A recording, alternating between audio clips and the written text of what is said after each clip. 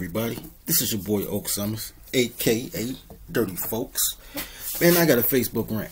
So my whole timeline has been buzzing about this Meghan Markle thing, and I wasn't even going to look into it at first, except that what I noticed is there was a great gender divide about this interview. Like, the women were like, "Oh my God, that's so bad," and all the guys is like, "Shit, you know what you signed up for." And it is what it is. So I actually got a toddler tale for this too, and I'm gonna use it just to make my point in a minute. But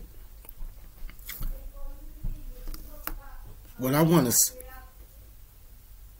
one of the things that I identify with the most is matriarchy is slavery, but also matriarchy is perpetual victimhood, and matriarchy is perpetual 14-year-old. Toddler's gonna toddle.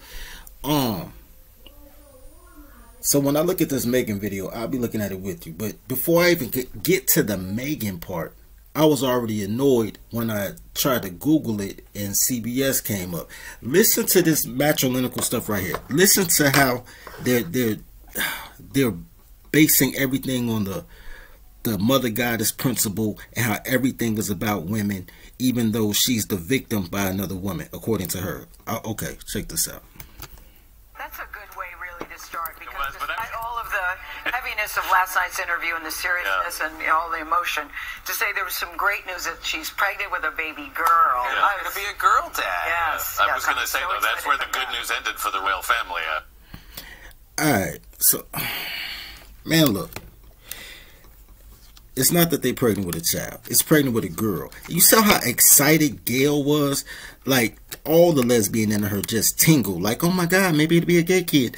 Like, the whole enthusiasm about being a girl dad, and daughters are beautiful. Don't get it twisted. Daughters will be there for dad when sons are out making their own family. Daughters will show the softer side of a man. There's nothing wrong with having a daughter. Daughters are beautiful. But the reason they're saying that is because they want to see men soft. Because they want to see how much they can emasculate men. How badly they can make men seem like his only purpose in life is to provide the gene seed for women to be born. It's very much so like how they treat like homosexuals treat straight people. You ever notice the homosexuals are always saying, like, the gay guy, that straight couples are just breeders? Hold on, man, I lost where I was at. Okay, here it is over here. How they say, you know, straight guys are just breeders to help them cultivate more homosexuals. This is how they're treating women. Like, men are just breeders and financiers, so women can dominate, even though they can't dominate without men providing, protecting, teaching, and everything else for a woman to thrive. But you know what? It is what it is. So, like I said, I haven't watched this before. I'm watching it with you guys. So, as I go through it, man, we're gonna break it down. Pregnant Duchess of Sussex told Oprah Winfrey her royal life in London left her suicidal. I just didn't want to be alive anymore. And that was a very clear and real and frightening, constant thought. And I remember how he just cradled me, and I was... Hold on. Let me stop it right there. She said she didn't want to live. She wanted to be suicidal. Let me tell you 3 things that men raised by men are taught when they court a woman. And once again, I don't necessarily know if Prince Harry was raised by men, because I know, not Prince Harry.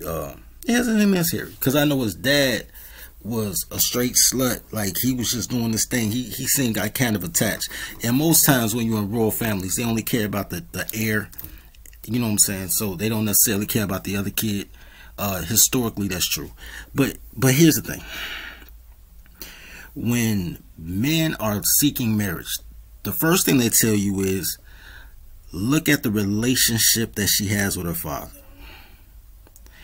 The second thing they tell you is, look at her mother, because she'll become her mother. So if her mother is unattractive and or loud or has a negative disposition, she will become that.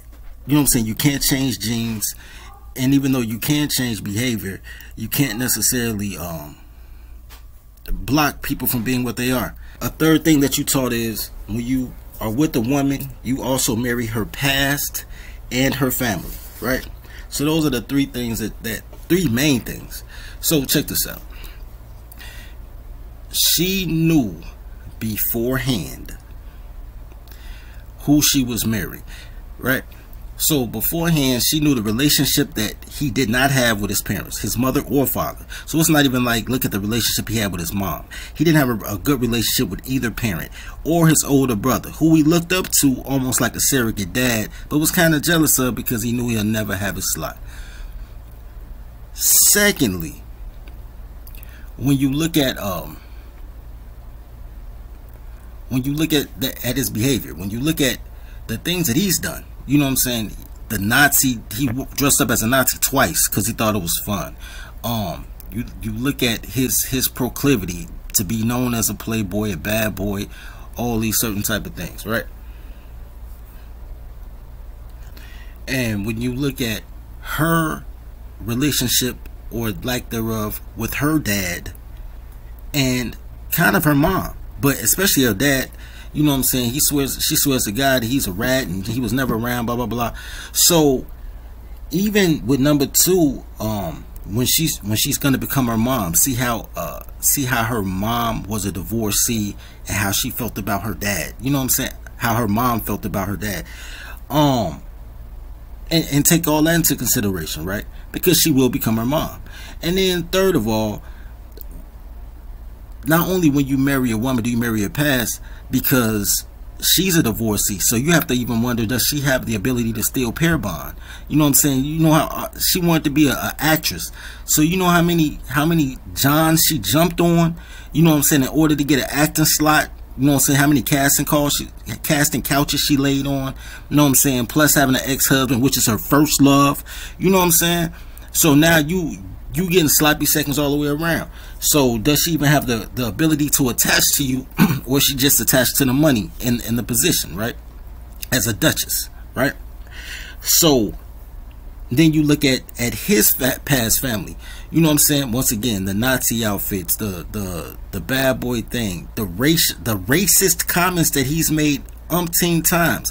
And then when you think about who his mother is, while she's talking about she'll never feel included, and it's because she's black and they wonder how dark the kid will be. You know what I'm saying? I'm sure she'll talk about this on the interview. That's just the stuff I read off Facebook, the highlights. Look at this. Queen Elizabeth, I can't even do this right because I don't feel like making the screen bigger. Queen Elizabeth is also the sovereign of 15 countries, and except for Australia, 14 of them are African countries, either islands like the Bahamas and Belize, Grenada, that are full of descendants of Africans, or 11 actual African countries. So you're looking at somebody who has a long history of not really caring for black folks, but you married into that family anyway. So let me tell you a toddler tale. From the time, right? In 2009, I wanted to sell my books. I started Crusader Publishing. I wanted to sell my books, right? I met this guy named I'm not gonna say it. It's my man Matt. That's the white guy right there, right?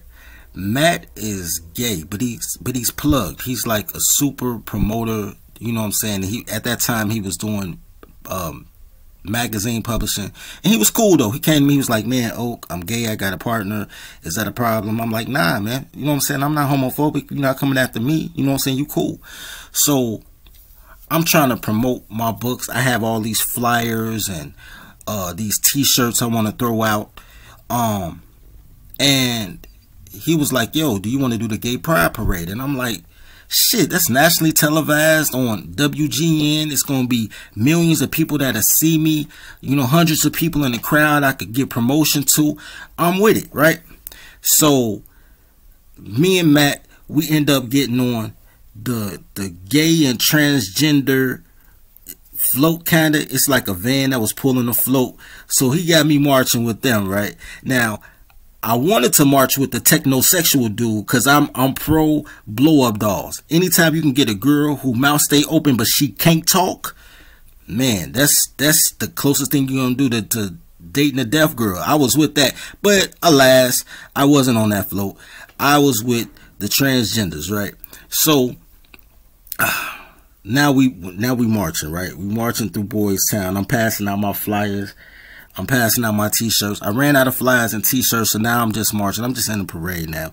And I'm feeling super uncomfortable because gay white people do the most. I mean, they like butt naked with, except for like a thong and some fucking angel wings, and they just running around naked in thongs and angel wings like they Cupid and it's some other people. Like, it was just crazy, bro. It was just bananas for me. It was just bananas to me. Cause I'm not of that lifestyle, right? And I remember I was in the parade and I text my boy and I said, bruh, this is bananas, man. And he texted me back. He said, nigga, you know where you was going. Saying the same thing about Megan. Like, yo, you know where you was going. You know you was going into a family that owns African countries. Forget owning just slaves. Where racism is somewhat an issue, where you know what I'm saying, a family where the child that you're marrying is only marrying you because you're part of the rebellion that he's on. I'm gonna bring home a black girl. Like, you knew what you were getting into, and yet and still you put yourself in that position. So why cry now? Why cry now? As a Tony man, if I go through a sundown town and they like, yo, ain't no black people here after 9 o'clock, nothing may necessarily happen to me as far as death or anything, but I know if I slide through there and the gas stations are closed. You ever been through a small town and the gas stations close at 9 o'clock? So if you don't have a credit card, you can't even get gas. Like, I know that that's not a place that I want to settle down for the night. I'm going to keep it moving. You know what I'm saying? Because I know where I am. If I'm in Chicago and I go to 79th Street, I know that's Terrortown. If I go on 55th Street, I know that's Motown. I know I'm not welcome there.